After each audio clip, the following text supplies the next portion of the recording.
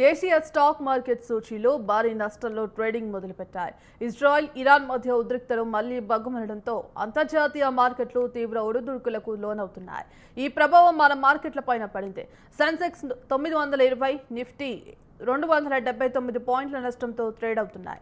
సెన్సెక్స్ 30 సూచీలో LNT, Adani ports, Infosys, power grid corporation, Bajaj Finserv, MNM, NTPC, UltraTech cement, tech Mahindra, Kotak Mahindra bank, SBI, Tata motors షేర్లు ప్రధానంగా నష్టాల్లో కదలాడుతున్నాయి.